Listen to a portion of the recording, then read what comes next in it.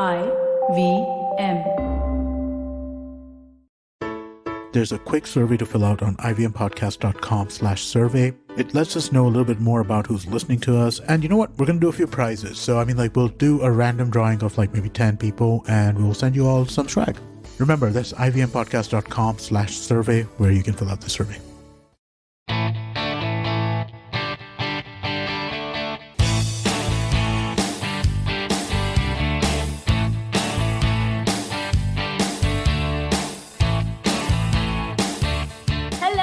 Welcome to a brand new episode of the Musafir Stories, India's very own travel podcast, where each week we share the journey of travelers in their own words and relive their experiences with you, our listeners. Hey guys, welcome to a brand new episode of the Musafir Stories. On the podcast today, we have the pleasure of hosting a very dear listener, Amruta Dhalkar. Amruta is a museologist and shares some wonderful snippets about travel to this very significant yet underrated town in Maharashtra. So pack your bags and put on your shoes, or should I say your chappals, as we set out to explore this beautiful city in India. Let's hop onto the episode now. We know you love fast food, fast fashion, faster payment, lightning fast internet speed. Then why not fast information? On Think Fast, where we discuss the latest developments in the world of technology, business, marketing, pop culture. With a side of sarcasm and my dad jokes, not just mine. Not mine, Varun. My jokes are funny. So join me, guys, the funnier one, Suchita Salvan, co-founder of LBB. And me, Varun Dugirala, the co-founder of The Glitch, as we think fast only on the IVM network. Fresh episodes out every Monday. On the IVM app, website, or wherever you get your podcast from. So with that introduction, we'd love to welcome Amruta Dhalkar, a traveler and museologist from Mumbai/Bangalore, I can say, I guess. But Amruta, thank you so much for being a part of the Musafir Stories and welcome to the podcast. Thank you. Thank you so much. It's like a fan girl moment for me. I've been following your podcast since pretty long. Thank you so much. No, thank you. Thank you, Amruta. It's because of guests like you and listeners like you that Musafir Stories has happened in the first place. Otherwise, we wouldn't even be around. So thank you so much for listening and now finally coming on the show as well. But Amruta, the intro I gave about you was pretty short and concise. So why don't you speak a little bit more about yourself and what you do? Okay, cool. So I am in the profession of museums and heritage. I have been working in the field for last 5 years. I predominantly work for upcoming museum projects, so I get to explore a lot of things like whatever the subjects are, upcoming museum. I do research, I speak with designers, and it's an exciting journey. And because of this, probably my profession, I get to travel, I get to explore new ideas and new histories, new stories. So this is my story. Wonderful. Really looking forward to this, and does sound like a very exciting job as well, and we'll kind of get a sense of that as we speak more during the course of the conversation.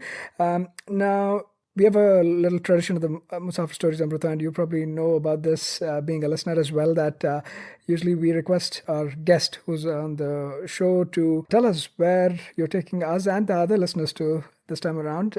So where are you taking us to?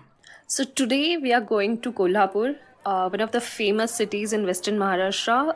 People might be knowing it for Kolhapuri chappal, but believe me, Kolhapur is beyond Kolhapuri chappal. There are so many things to do, to explore, to eat in Kolhapur. Kolhapur is for everyone. If you are a sports person, if you are a foodie, if you are a historian, if you are a theatre artist, visual artist, you name it, and there is something to offer to you in Kolhapur. Wonderful. Yeah, I'm definitely looking to discover and explore Kolhapur beyond the Kolhapuri chappals, right? The jutis, like you said, that's what most of us, and especially me being an ignorant city fellow from down south, that's what I've been exposed to, but really looking forward to this episode. And during the course of my research as well, I really stumbled upon a lot of gems. So really excited to be talking more about this. Now, tell us, for some of our listeners who might not know where exactly Kolhapur is located, please tell us in terms of the geographical orientation as well, where Kolhapur is. So Kolhapur is in western Maharashtra, which is near to the Sahyadris. Actually, Kolhapur district is bordering district with Karnataka, and you can reach here by train, by flights. There's airport in the city, and Okay. buses. If you're traveling from Bangalore, Mumbai, Pune, all the major cities are connected with Kolhapur very easily. Wonderful. So, accessibility wise, it's pretty accessible both by road as well as trains and flights. And in terms of the time of the year when one should perhaps plan a trip, when would you suggest one travels? So I would say immediately after rainy season would be great. So you can visit places where you want to see the natural beauty and explore all those things. But in general, if you want to visit after September till February, it's great time to visit Kolhapur. Okay, yeah. Maharashtra, I guess in general, right, it has a very different feel and flavor to it, especially after the monsoons. So, Right. probably the best time to go and discover Kolhapur during that time. Thank you so much for setting us the context of the place, both in terms of where it's located as well as a good time to get there. Now, quickly speaking about some of the background in terms of the history of the place as well, right? It has a very rich history, as I found out too while looking up. Do you want to set some context there so that our journey exploring Kolhapur becomes easier to follow, Amrita? That would be cool actually. We can, rather, I would like to explore a bit about the name of the Kolhapur, and from there on, we can jump on to the material part of it. So, there's this interesting myth, which is like colloquial or which is locally told about Kolhapur. So, there was a demon called Kolhasur, and he was torturing people. Then Mahalakshmi or Ambabai, which is the also famous temple in Kolhapur, she came and she saved the people of this area from the wrath of Kolhasur demon. And it was his dying wish that this city or this area should be named after him. Hence, the town name got Kolhapur. The Pur is town, and from Kolhasurs, the Kolha is a name. So, two conjoining, Right. it became Kolhapur. There's another name which we find in the history book. It's called Brahmagiri. It is probably a small settlement in Kolhapur area. And so that name we find in many of the history books. Another name which is very famous is that for that area is Karvir. Many of the time, the Mahalakshmi or the Ambabai is referred as Karvir Nivasini, as in the one who is staying in the Karvir area. So these are the names of the cities. So people were very fascinated about this Brahmagiri name, and this was coming in Puranas. This was coming in so many books, historic books. So people decided to excavate here. One of the famous archaeologist H.D. Sankalia excavated in this part of Brahmagiri, which is on the banks of Panchaganga river, and there he found a statue or sculpture of Poseidon. Poseidon is Greek deity of the sea. So this tells a story between two cities, two countries, how Greek travelers found a way to come to India for the trade of spices, clothes, gems, and whatnot. So this trade, while they are trading or while they are in the sea ships, they always used to carry their god of sea with them, and probably it got exchanged somewhere. Now this is not just the one-way exchange. There is another way exchange. So there was this famous town called Tagara, which was again a trading city. Today it is in the small village called Ter in Usmanabad district. So there they found an ivory handle of the mirror. So one of the identical twin of that mirror handle, is found in one of the excavations in Pompeii. So this shows that there was a two-way trade, and Kolhapur was one of the eminent city of this international trade part. So this is the history of Kolhapur. There are so many mentionings of Kolhapur from Satvahana period, Chalukya period, Rashtrakuta period, Shilhara period. Shilhara is a very important period in Kolhapur's history, and then Maratha rule. So this is the brief history of Kolhapur. I'm just telling all these things to set a context to what we will be talking further. Yeah, no, definitely very useful, and it's fascinating to find about the trade or important place, Kolhapur, or Brahmagiri as it was known back then, I guess, held in the trade routes as well, all the way from Europe to here, right? So thanks so much for setting that context. And like you mentioned, the Shilhara period and even after that, primarily the period of the Marathas, that'll something I guess that'll be most prominent in the places we see, given that it's the more recent history. So really looking forward to exploring this with you. In terms of the points of interest or places one should check out, where do you think one should start exploring Kolhapur? I would say we should start with Mahalakshmi Temple. It is at a city center, and actually whole city revolves now around this. It's very famous temple, which was probably built around 7th, 8th centuries, and then renovated after that. Then the fortification wall came in. Very interesting is to see the sculptures on this temple. They are really amazing. Then there is a jali work. My mother used to tell me that if you go in this temple and if you try to count all the pillars of the temples, you cannot. You will definitely miss something. So all the mandapa decorative pillars is something to worth visiting and worth seeing. The sculpture of the goddess is also very beautiful. There's one mace in her hand, one citrus fruit which is called marunga, then one shield-like thing called khetaka, and in one of her hand is panapatra, which is like a bowl. Actually, Vaishnavite and Shaivite, both the sects relate to this deity. People who are coming from Shaivite faith, they usually visit Mahalakshmi with Jyotiba temple, which is on one of the hillock in Kolhapur. People who are coming from Vaishnavite sect or faith, they usually visit Mahalakshmi with Tirupati. So these are the combinations which we easily see. But what important thing you can see here is there are two amazing sculptures of Mahalakshmi, Mahasaraswati and Mahakali in the same temple. This is definitely one of the important temple in the Shakti Upasana. And in this temple, the main part of the temple is the darwazas. Actually, there's a very interesting thing happens here around 31st January, 2nd February or first few days of November. There is thing called Kiranotsav. So the temple is designed in certain way that when sun is falling or sun is setting, it actually, the rays of sun reaches the main deity, and that is called Kiranotsav. The deity is bathed in sun rays, and it's a marvel, it's a wonder of architecture that everyone should see. It's very beautiful. People are lined up in temple, people are standing in Sabha Mandap, who wants to or gets to see the this thing happening. So it's really beautiful. I would highly recommend going on the Kirnotsav days.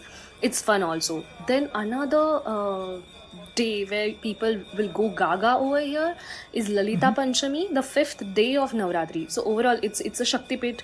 It's one of the 3.5 Shakti Pit. It's called in Marathi Sadethin Shakti Pitha. It's one of the Pith from those. So it has immense importance in general Shakti Upasana. So if you're coming here in Navratri, it's a gala time. Especially on the 5th day of Navratri, temple is totally decorated with lights. People are flocking around, wearing new clothes, and it's all festive environment. It's not that you're only going to see temple. Around the temple, there is a market area. So market is also like around this time, it's beautiful. There are flowers, there are sellers of chappals, and like you name it and you will find it around the market. So this is what Mahalakshmi temple is. Check it out. Yeah, very, very important, both from religious perspective, like Amruta mentioned, and even me, right? I like a couple of friends I knew who knew Kolhapur beyond the chapels. The first thing they mentioned was, yes, we've been to this Mahalakshmi temple, and like you mentioned, I guess the Vaishnavite sect, for them it's considered a part of the journey they make to Tirupati, like visiting the Mahalakshmi temple or the Ambabai temple is actually completing that that pilgrimage of sorts, you could say, right? So really important and pretty unique architecture wise as well. So those interested in architecture can check it out too. There is definitely influences of the Chalukyas or the Chalukyan period, I would say. So it has some similarities to temples you might see in the south as well, just given the location too. But overall, right, like you're mentioning, a really, really important place and a great place to start off the exploration of Kolhapur, the city, and the places around as well. Now that one has spent some time here and perhaps also checking out the little market around the temple, picking up a few things. Well, what would you suggest we do next, or the place we visit next?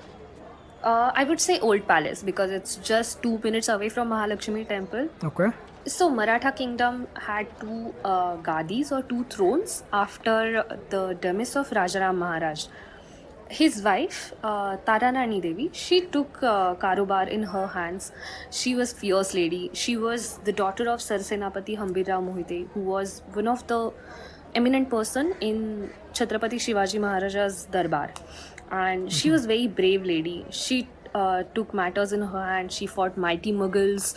It wasn't easy for a lady to do all these things. And she sat, like her throne was in Kolhapur.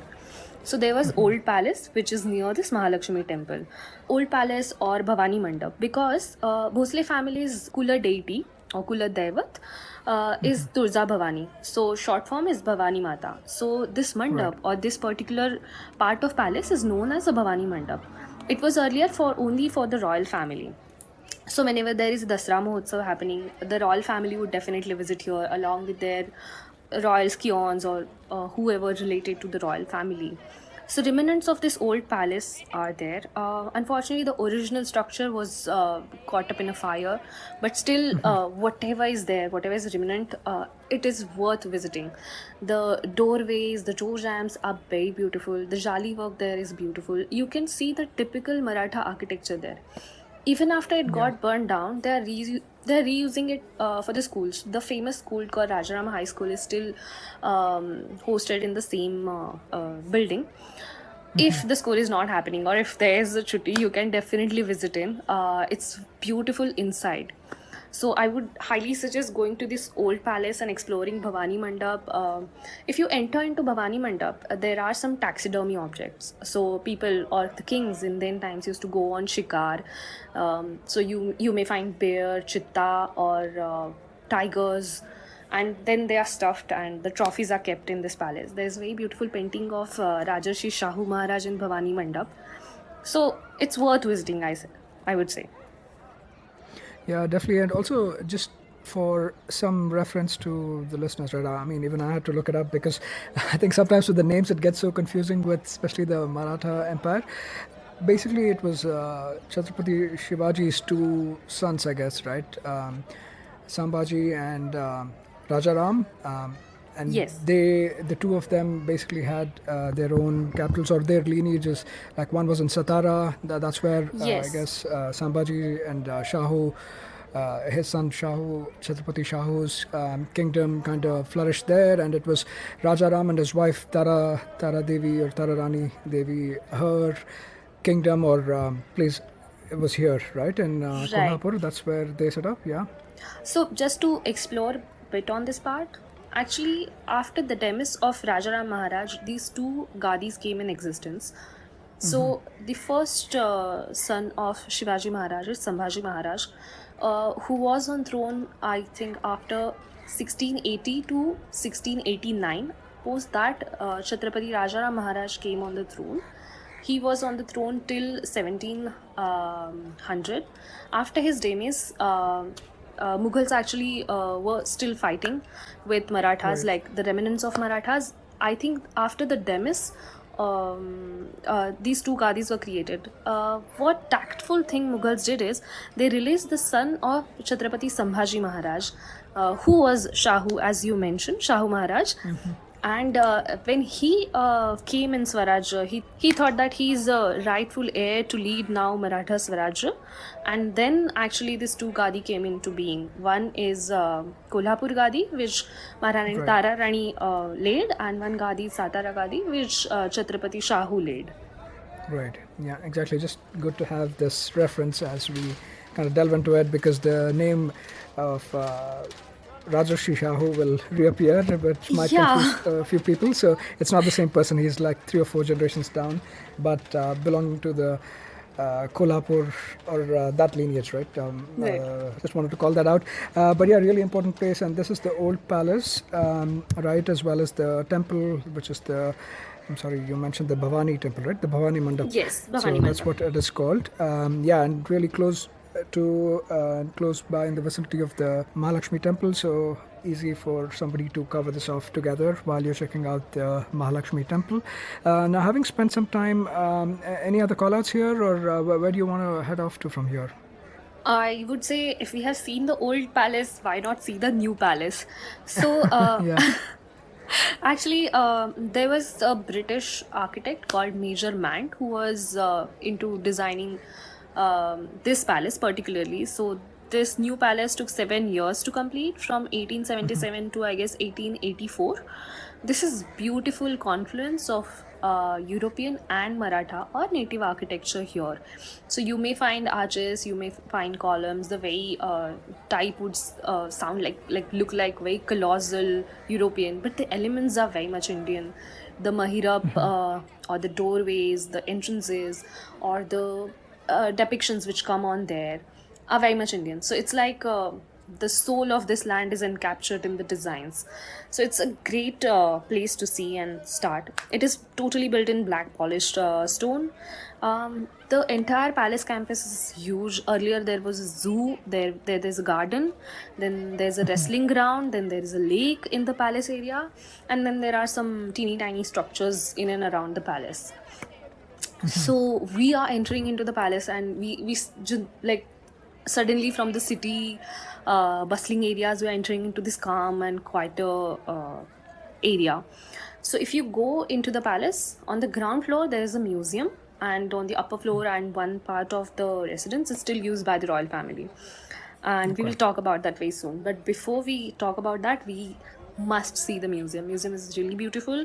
Actually, what it houses is really important thing. The collection of costumes, regalia costumes, what people would wear on throne while they're sitting on ambaris or sitting in ambaris on the elephants.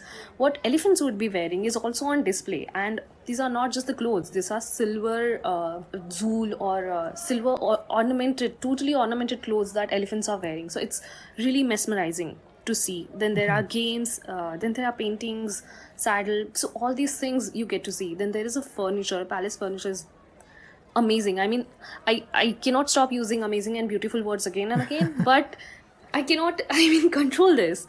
So Yeah. old photos are there. Visiting this palace will actually give you a good context of what this lineage is about, and it will stop your confusion when you hear all the names again and again, because there might be Shivaji Maharaj the 4th or 5th, there might be Shahu Maharaj. Again and again you would be listening these names. So seeing this photo, putting faces to the names would really help. These photos are also from diverse variety. There would be coronation photos, there would be some political visit photos, there would be some British officers coming here, there would be some shikar photos. Then one must visit Darbar Hall of this palace. Darbar Hall is actually a two-storied thing. There is a balcony on upper story, and then there are chairs and setup, and the place where crown would sit or Singhasan is there. This palace also has a beautiful collection of stained glasses in which the episodes from the life of Maharaja Shivaji are depicted. So they are also contextualizing them with the dream or with the dream of Swaraj of Maharaja Shivaji, and it's like setting a tone for this darbar, like what they are talking about, what is their like goal in general, and where they are coming from. Also the work here, the plaster work, you can see the spiraling pillar. Then there is embellishment which are done in plaster. There are so many flowers, birds depicted here. So you just take a seat there or just stand there for few moments in silence, and just it'll take time for sink in, but it's worth going there. So it's very beautiful. Then you come out in the garden and see the whole palace from the front. There is in the center near the porch there's a tower, and on that tower you will see a clock. Also, I forgot to mention that near Bhavani Mandap there is also a clock. The numbers of these clocks are in Devanagari, and which is rare, because whatever clocks we may see on colonial era buildings or any other buildings, either they would be in English or Roman. Right. But right. here, since common people would be referring to it, people were very foresighted, so they are actually in Devanagari. So like how the native people would write and read and see the clock and act accordingly. In the campus, if you are lucky, you will see the Maybach. the Maybach car, which was brought in 1932. And this is the car every year paraded on the day of Dasra, which is the 10th day of Navratri. And it is very beautiful. It is decked with this royal insignia, regalia. It is like a bit of a yellow color car, and I think it's the only model available in India of that kind.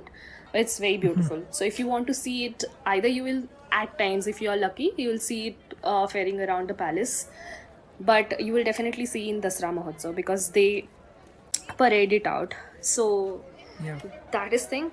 Then you can also see Khasbagh. Now, Rajarshi Shahu Maharaj, who was a visionary king who brought education in the town, who brought all the amenities in the town, who actually inspired many people, who brought social reforms in the town. Actually, his views paved the way for modernity in Kolhapur, frankly speaking. He was a visionary king. So when he went to Rome and he saw those colossal amphitheaters or grounds, he was totally amazed with it. And he thought, why not my people do these things? And we have famous thing called Kusti or Kusti akhadas are there. And Shahu Maharaj actually inspired so many people to take the wrestling as a career or wrestling practices in general. He opened more than 100, or he encouraged people opening akhadas. So many people were trained here. The first Indian Olympic medal winner in the wrestling was from Kolhapur, or was from trained in Kolhapur, Khashaba Jadhav. So there's this rich history which is associated with whole akhada, and he then created a place which is like colossal, and where 25,000 people can sit or stand and watch this kusti. So he took it to altogether another level, this entire game. So it's called Khasbagh Maidan. Khas is like the word meaning Khasbagh, it's special garden. The special garden area was actually for the royal family, but he opened it for the public and arranged wrestling things here, and also cultural activities here. So this is the palace which you will be seeing, and this is new palace. Yeah, definitely a lot of things to unpack and unravel there. You can easily use up a few hours of the day, or probably the entire day as well, spending time here depending on your interest. And obviously the name that popped up most while you were explaining this was Rajarshi Shahu Maharaj, or Chhatrapati, right? And he was one of the most prominent Maharajas of Kolhapur, I believe. The title of Maharaj of Kolhapur, he was the first one who actually got that. Before that, it was all Raja of Kolhapur. And like you said, almost like he was obviously the king, but even more than that, like a social reformer of sorts, right? A lot of things that he did. And one of the things, important things, I saw that he was actually one of the persons who actually supported Dr. Ambedkar quite a bit in his movement, and also one of the first persons actually to bring in a reservation for the backward classes back in 1902, I believe, is when he kind of pushed for these changes. So a lot of things way ahead of his times, and no wonder that he's actually still one of the most admired and most recognized people. And obviously his liking for hunting and wrestling is also clearly shown, and Khasbagh is a living example of that. So thank you for calling all of those things out. But yeah, just one of the very prominent personalities of Kolhapur, I would say, is Rajarshi Shahu Maharaj. So thanks so much for calling all of those things out, Amruta. And yeah, how can we forget the Maybach as well? It's very, very I guess iconic from the Dasara celebration. It's I think one of the unique ways in which Dasara celebrated around the country, and Kolhapur has its own version of it, where the royal family actually goes up to this Dasara Chowk, I believe is what it's called. And they also have this ceremony where they exchange the leaves of, I forget the name, I think it's called the Aptechi Pano. Right. So that's also something I found very unique, especially being from Bangalore and with the vicinity, or with the close vicinity to Mysore we live in. We have seen our version of Dasara, but this was also very good to learn about and know about. Now, having spent some time here, again, like I said, depending on your interest, one could easily spend from a few hours to perhaps the full day exploring the new palace and the different things around the new palace. Where next to? What do you think we should check out next? I would say roam around in the town. Like it would surprise you on every probably chowk or every choraha. So there are so many pates or puris, which are like, I'm just saying it in multiples, but which are like parts of town, like Shahpuri, Rajarampuri, and all those places. Which whatever we spoke about Kolhapur in general, you will find in these areas. There would be food, there would be shopping market, there would be old vadas, which are actually native architectural style which influenced this Rajvada or the palace. So I remember actually my mama stayed in Kolhapur. So me going to Kolhapur wasn't just one trip. It is like over the time I was going to Kolhapur this summer vacation or that Diwali vacation. So we happened to visit this Munishwar Vada, which is actually the old Vada, and there are some old temple which now if I could see, they had the Chalukyan influence, the disc like pillars and the heavy stone work, jali work is still there. And in around that the vada is designed, and then there are certain chalks in which the family stays. Some part of vada is now given to the school, some part of vada is now given to the social activities, but still the main door of vada is intact, the living apartments of this vada is intact, and there flourished the unique Kolhapuri culture.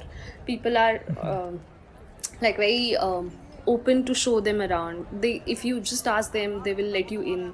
You will see even their doors of the houses are pretty old and very decorative, carved in wood, and it's just not like these architectural monuments or whatever objects we see. They are not just telling the story of that bygone era. They're talking to you again. Like they must have talked to those people for whom they were made, and they are now talking to us, like how we interpret them or how we relate to them in this era. So it's very beautiful. Taking a walk around in city is, I would say, the next you can do. After that, I would suggest, now you know a little bit of history, Mahalakshmi temple and everything, going to town hall would be best because it'll unfold the history of Kolhapur. Like whatever we spoke about, the Satvahan era, the excavation, all the findings of those excavation is in town hall. Again, town hall is a neo-Gothic structure which is built by Major Mant, who also built the new palace, as we said earlier. Right. So whatever was found in the excavation of Brahmagiri area, the old Kolhapur area, is kept in this museum. It's a very beautiful museum. There's a fountain in front of the museum, then there's a garden. So going into a museum is experience in itself. Like this is not a boring museum for sure. So when you enter, you will see that sculpture of Poseidon, which I had earlier mentioned, in the main hall of the museum. And there they will explain the story of the trade, how Poseidon came here and what is Poseidon and everything. Then there are some potteries and which were found in excavation. Then there are some sculptures over the time collected in and around Kolhapur. They will tell a story like how many people came here, what is the concept of those people of beauty. You will not just seek the sculpture of deities, but you will also look at their, again I'm saying this, but drapery, their jewels, how their emotions are captured in this sculpture is totally out of this world, like amazing. So visiting this museum is worthwhile. Not only the ancient things, but you will also find the coins, paintings, current paintings. Abalal Rahman's paintings are in this museum. Then you will find ivory filigree work. So this museum, you need a really dedicated time to see this museum. Yeah, definitely. I'll take that recommendation coming from a museologist. But yeah, museums definitely do open us up to a whole new world in a sense, right? It just takes us back in time, and also if done nicely, it almost becomes like a literally a storytelling experience that they actually give out, right? Taking you from that whole journey through time, the different things that the city or the place went through, etc. So it's really great, and looks like Town Hall Museum is just the right one to kind of learn more about Kolhapur as well. Having spent some time at this, again, in terms of getting around, is this a little way off from the new palace, or how far away is it? I would say 5 to 6 kilometers. I may not be right, but you can just catch an auto or book a Okay. car or anything and go around. I would highly suggest traveling by local transport also, because you get to meet so many people. People would be wearing petas and sadra, kurta. Women would be wearing irkal sari and their way of putting green bangles and everything. It's a photo essay in itself, traveling by local transport. So I highly would recommend it. And people are so courteous. If you ask them anything, they are ready with information. They are ready with their fair share of stories. Okay, wonderful. I think that's some great advice. But for somebody who doesn't speak Marathi, can one get by with Hindi, you think? Yes, Hindi is easily understood here, and people might not speak fluent Hindi, but they would definitely try and make you understand what they're talking about. Wonderful. Thanks for calling that out. And now that we've spent some time going around the Town Hall Museum, where would you suggest we hop on to next? Since we are talking about museums, and I am all about museums, I would definitely recommend now 3-4 more museums in Kolhapur. Okay. So Kolhapur, as we all know, that it was city of films. Actually, very interestingly, the first movie which was made in India, like actually shot in India, was Pundalik, which was shot in Kolhapur. But the processing of that film happened in London in 1912. That's why we don't call it a first Indian cinema. And that's why Raja Harishchandra, which was like first Indian cinema, which was shot and processed here entirely, it became a first cinema. So Kolhapur has been like motherland for like all this film city. There are film studios, old film studios. There are painters and artists who are involved in this new media, and then there are famous actors. Like all these things are happening in Kolhapur. So one of the famous actor in Marathi film industry was Chandrakhan Mandray. This was a brother duo, Chandrakhan Mandray and Suryakant Mandray. And oh my god, like you should see their cinemas. People were really mad for them. They were like altogether different fan craze they were experiencing. So Chandrakant Mandray joined a film company called Maharashtra Company, which was again opened by the renowned artist Baburao Painter. This is again a big name. He's artist himself, visual artist. He directed some film and produced some films. So Chandrakant Mandray joined his film company and started acting in Marathi film cinema. So he was, along with this all acting thing, he was himself a painter. And he had done more than 350 to 400 canvases.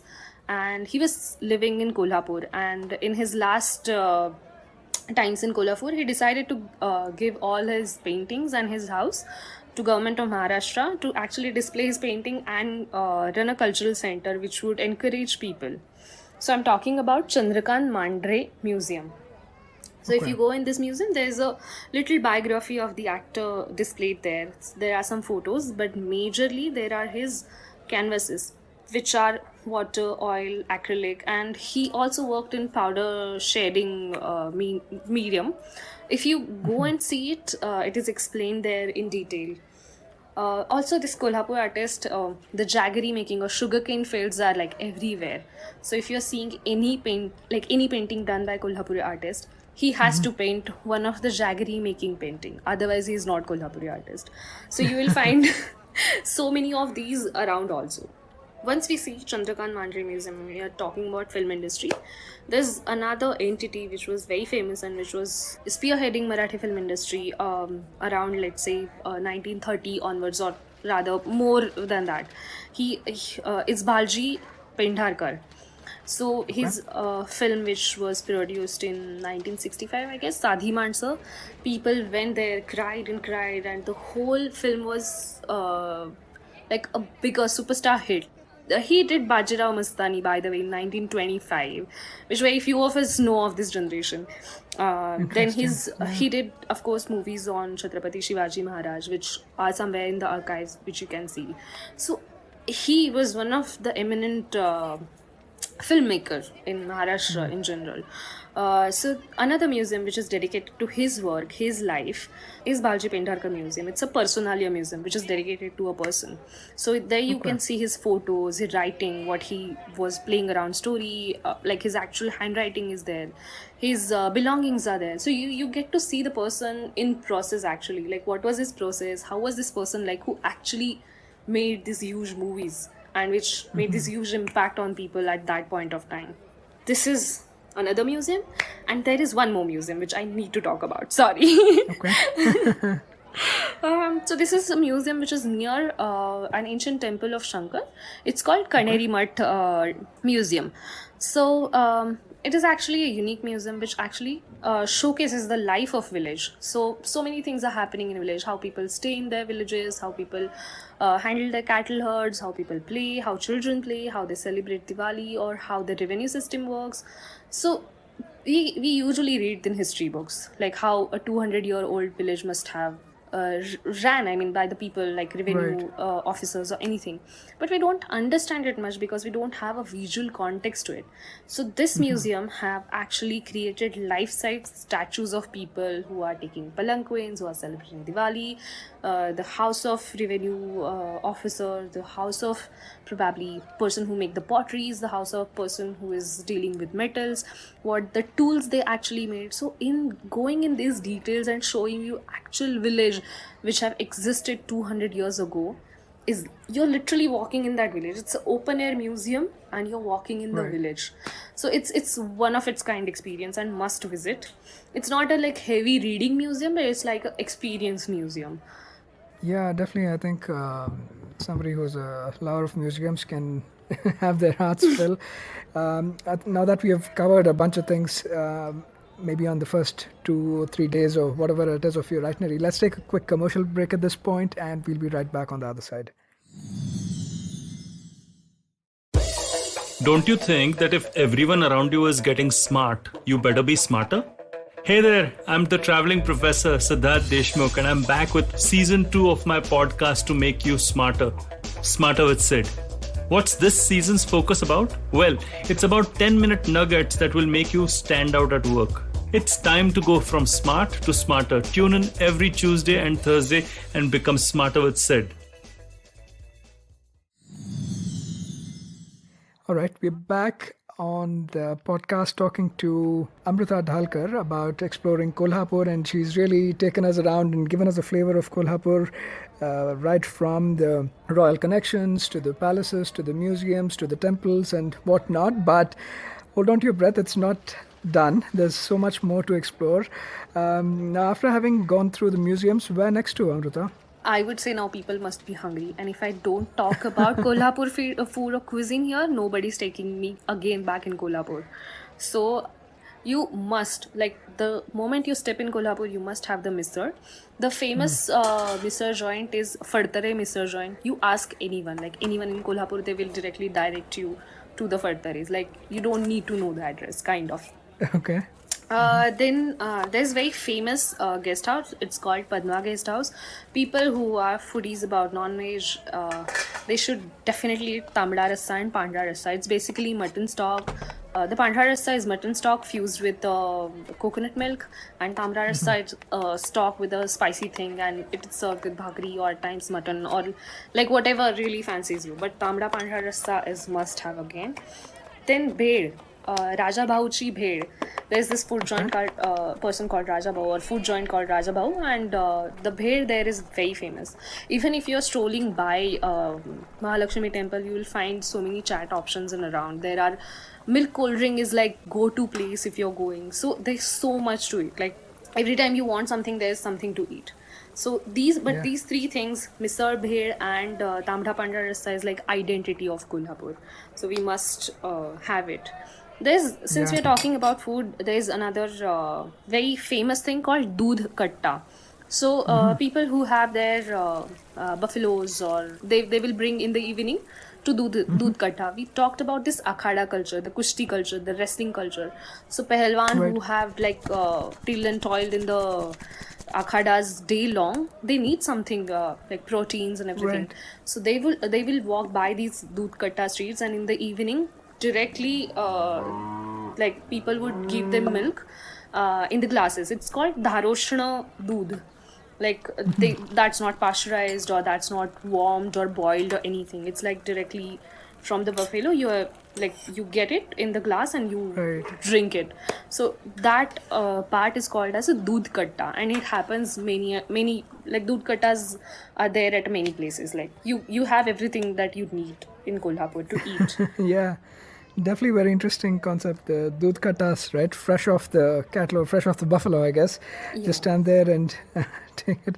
Yeah, really, really interesting. And yeah, misal is something I've definitely heard a lot about. I guess it is prevalent across Maharashtra, like in other places in Maharashtra and across other places in India as well. But it's just that this is unique, right? The Kolhapur, the Yes. Kolhapuri misal. So do make sure you check that out along with the pandra rasa and the tamra rasa. Basically white curry and red curry, right? And Yes, it's but non-vegetarian, yeah. yes, it's made up of a mutton stock, predominantly. Right. Yeah. So, foodies, you will have a gala time, right?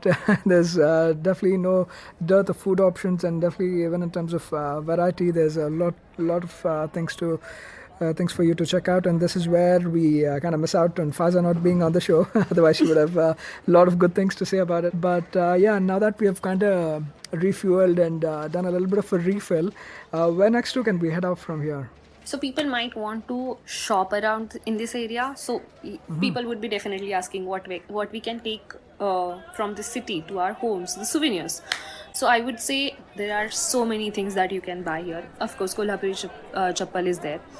Basically, what is Kolhapuri chappal is famous for, though it is made up of leather, they don't use the metal khilas, or what do you say? The nails, the metal nails. Yeah, they don't use while making these chappals. Also, there is this seeds of tree called vinsu that they stuff in between two soles, and that's why when you walk, it makes that particular noise, and there you identify, oh, it's Kolhapuri chappal, it's authentic one. So you have to be a little careful, or probably you can ask around people where to buy, what to buy. There are so many vendors sitting on the street also, so you can buy as many Kolhapuri chappal as you want. Then there is a Kolhapuri saz. Kolhapuri saz is a kind of a necklace which is the design is pretty much developed here in Kolhapur. Like if you see all these temples, if you see all these old monuments, ancient monuments, all the figurines there, if you see, they're full of their own ornaments, and it would have been like really surprising if Kolhapur wouldn't have developed their own unique taste in jewelry, right? So buying saz is amazing. So there are like this predominant Western Maharashtra jewelry, and Kolhapuri saz is among them. Right. Also, the fetas. So men usually in and around Kolhapur area, like probably in our earlier generation, would wear feta. Feta is kind of a turban which is put on head, and there's a particular style to it.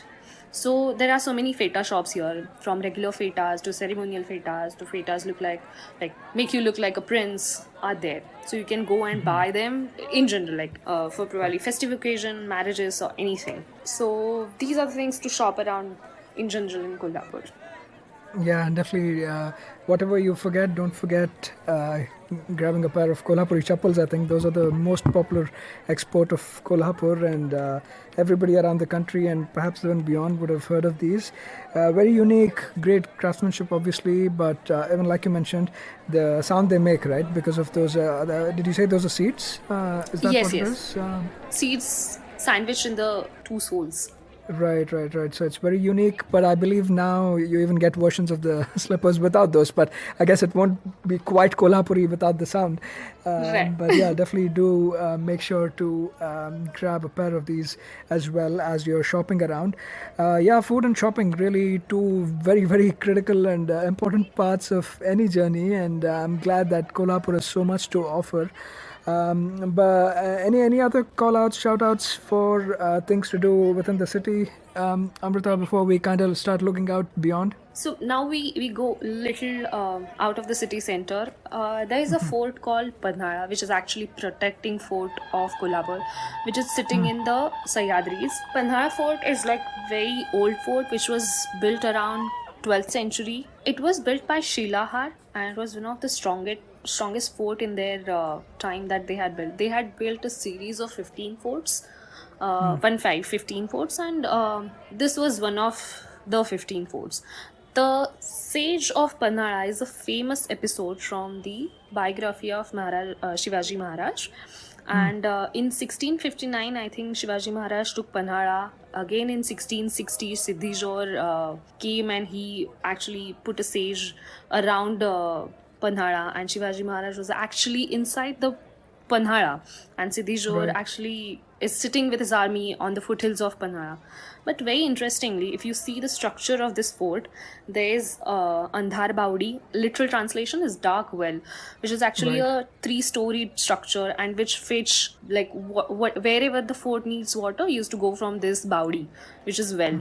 Then there were granaries there, which were named as Ganga, Yamuna, Saraswati. These were big granaries which sustain the army of Shivaji Maharaj himself, and the Gao or the village which is on the fort. This was the fort which could sustain for 6 months with its water, with its ammunition which it had, and food it had in the siege of Siddhi.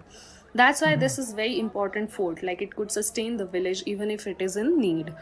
Along with this, after like I think a couple of episodes, Shivaji Maharaj took it back. He actually lost one of his confidant named Baji Prabhu Deshpande in this war against Siddhi. He reached Vishargarh. So this is again a famous story, very heroic story, I would say. Right. If people reading this, they would know the importance of Panhala being in Swarajya, like why it was needed to be in Swarajya, or why anybody would want it in their rather like ruling area.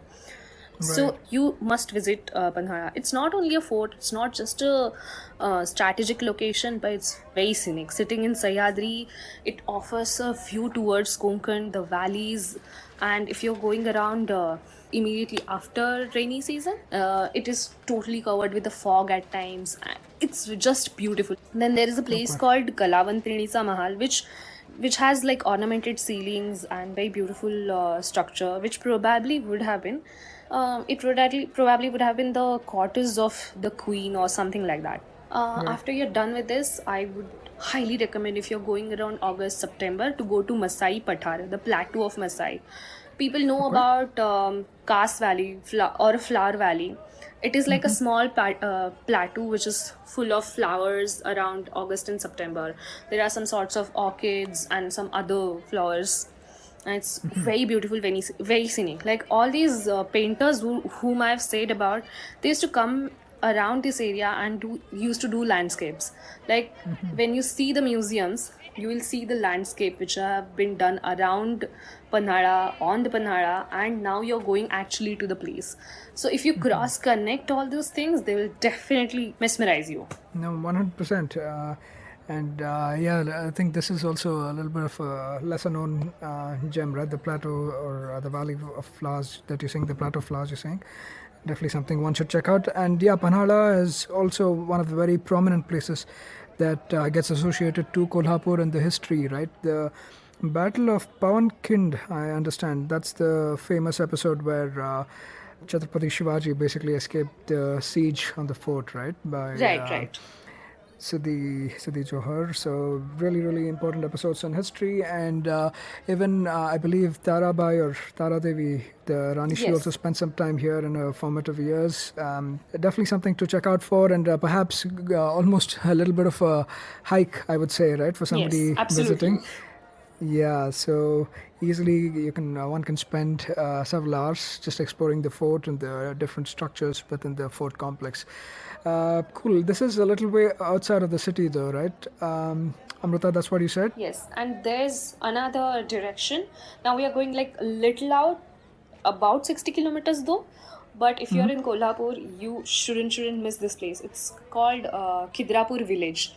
Okay. You are going to see the architectural marvel here. It's called Kopeshwar Temple. And there is another temple in the town which is called Adinath Jain Basadi or Adinath Jain Temple. Both of these temples are very beautiful. Basically, we have talked about Shilhara earlier. They have given so many grants. Chalukya here, they actually created so many mammoth structures here. And some of the structures were over the time, people contributed to the main structures and become a bigger structure. We first see the Adinath Jain Temple. We can see there are intricate carvings on the temple. There are human figures which are very beautiful. The entrances, everything. The jali work, which is Chalukyas are very famous for that jali work particularly. This is like little less explored part of the Khidrapur village. So I would say going to Adinath Jain Basadi is definitely a add-on. Yeah. Then moving to Kopeshwar Temple. It's like people say it's a poetry carved in a stone. The temple had Swarga Mandap, Sabha Mandap, Antaral Kaksha and Garbhagruha. As you start walking in the temple, these are the mandapas that you're going to cross till you reach the Garbhagriha. And as if like the elephants are bearing the weight of this temple, there are 92 carved elephants on the base of this temple. Then the temple was, I think, later in some parts of it was renovated in Yadava's time, but we don't have like actual. I mean, I don't have the actual references of it as of now to say it for sure. If you enter in Swarga Mandap, you will see a Rangashila. Rangashila is like a circular elevation of few centimeters from the floor, and it is a circle of about let's say 13 feet diameter, and this is totally carved in one stone. That mammoth, that gigantic structure it is. And this Swarga Mandap is actually a circular vestibule which is like open to sky. So if you are standing on that Rangashila, you are actually seeing at this beauty like, oh my god, this is the door to heaven, like that beauty you see. The upper part of this pillar, the capitals are made of a disc-like structure. Then if you go in the middle part of these pillars, there are geometric motifs there. And then the lower part of the structure, you'll find foliage, some leaves, some flowers. But in general, when you see this all coming all together, then there are Ashtadikpas, like 8 deities of 8 directions. And this is totally made in black basalt. Then you will find motifs of crocodile, peacocks on the doorway. The Dwarpalas are so beautiful. Their jewelry is like, if you are a jewelry fan or if you like to hoard jewelry in general, they will get jealous of Dwarpalas. That much of intricate carving that jewelry is. Like people who would have probably seen Harebedu, Belur, they must have seen this. So you will get a flavor of those jewelries in this temple. And when we are talking about the human figurines here, we should not miss on Sura Sundaris. So basically, these are beautiful women with their own identities. Or like one of them is playing Grudangam, she's called as a Mardala. One of them is writing a letter, she's called as a Patra Lekhika or Patra Lekha.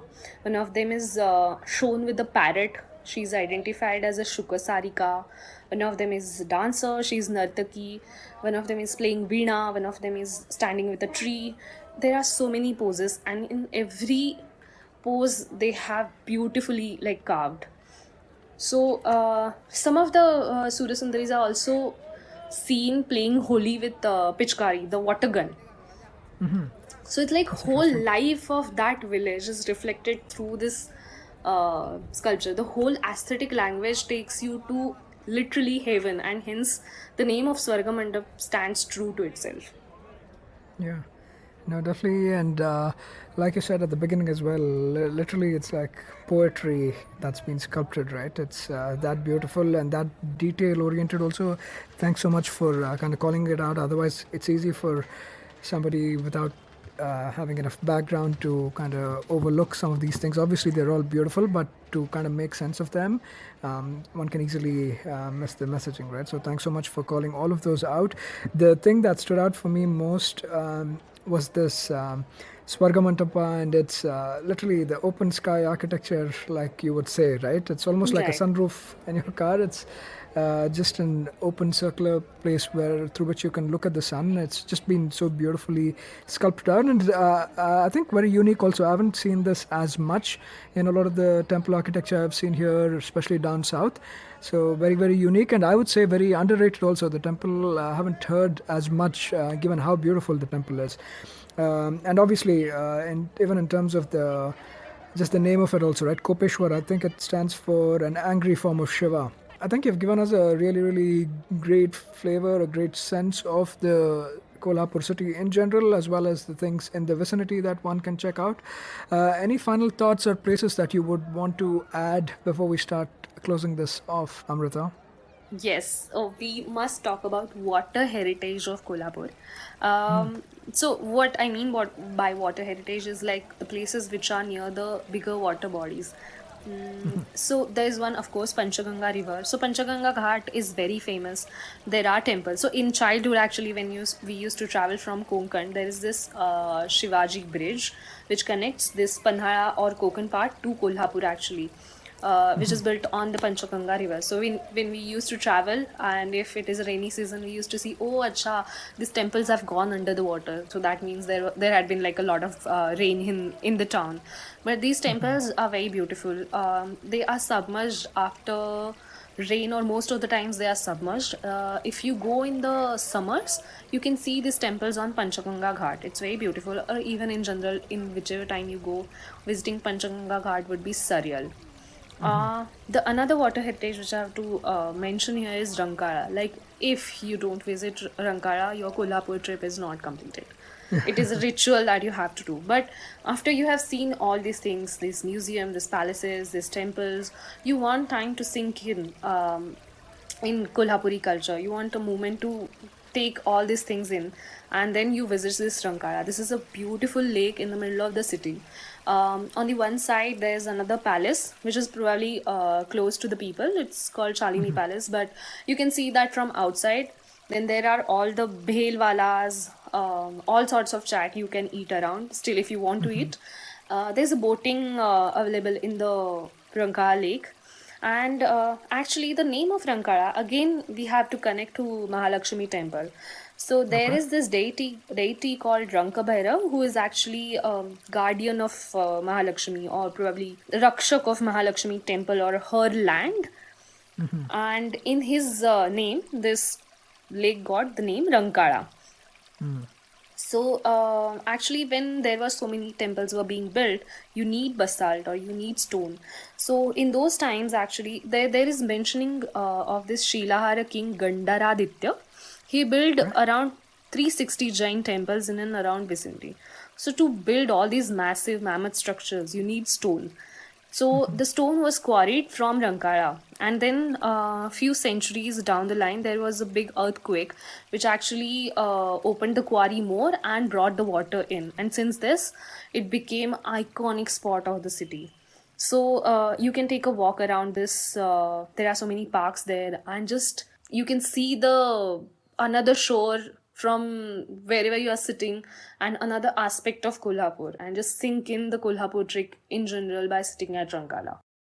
What better way to cap off such a wonderful trip, wonderful journey, wonderful experience in Kolhapur that literally has something to offer for everybody, right? It's not just history, or not just architecture, or not just museums, or not just nature, right? It has a bit of everything, and I think just sitting and, like you said, just letting it all sink in, watching the sunset at Rankala is probably the best way to do justice to this entire journey. So thank you so much for so beautifully capturing all of these moments for us and taking us literally on a virtual trip around Kolhapur, Amruta. Really, really appreciate you sharing this experience with us. Thank you so much for giving me a chance to speak with you and all the listeners. It's like a dream came true, frankly speaking. And it actually, I used to go to Kolhapur like so many times, and it also gave me a chance to walk down the memory lane. So thank you so much. No, thank you. The pleasure is absolutely ours, and we will definitely look forward to hearing more stories from you, more places from in and around Maharashtra. Thank you so much, Amruta. Thank you. That was yet another great episode on the Musafir Stories. Make sure to show us some love by sharing the podcast with your friends and family. We are on Instagram and Twitter at Musafir Stories. If you like this podcast, don't forget to check out other interesting podcasts on the IVM network. You can listen to us on the IVM podcast app or the website. Follow us on our social media. We are at IVM Podcasts on Twitter and Instagram. Hey, it's been another great week on the IVM Podcast Network. On Think Fast, Varun and Suchita discuss Zakir Khan's biryani brand and the PVR Inox merger. On The Longest Constitution, Priya talks about the legal aspects of cow slaughter in India and how it affects the livelihoods of butchers and other communities. On Big Talk with Tiny Humans, Devi Shobha and Meghna share tips on how we can motivate our kids to do better without being a nag. On Hansavani, here's the story Zehen Mein Atka Hua Sa Kuch. It explores the history of the bloodbath and tragedy brought on by religious conflicts. And on Say No to Drama, Chetna decodes the concept of green flags at work and the ones you should look out for. Do follow us on social media. We're IVM Podcast on Twitter, Facebook, Instagram, and LinkedIn. And remember, if you're enjoying this show or any of our other shows for that matter, please do tell a friend. Also, don't forget to rate us on any of the platforms you're listening to us on, including the one you're listening to us on now. And also, please do check us out on YouTube. We have a number of channels. They're all available on ivmpodcast.com/YouTube. We're also doing a small listener survey to help us understand you, the listener, better, and how you like our shows, how you respond to the advertising, and so on. We'd really appreciate it if you could spare a few minutes to fill it out. It's at ivmpodcast.com/survey. And finally, we'd like to thank our sponsors on the network this week: SBI Life Insurance, India Water Portal, and Jupiter, a digital banking app. Thank you so much for making this possible. Ladies, I'm sure you will relate to it if I say that we are constantly busy with work, studies, cooking, and what not. And amidst all of this, we often forget an important element that needs our desperate attention: finance.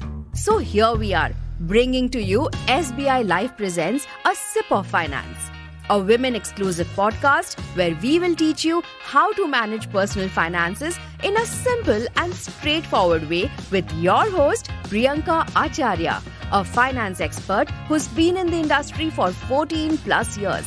And not just in English, but in 7 more languages.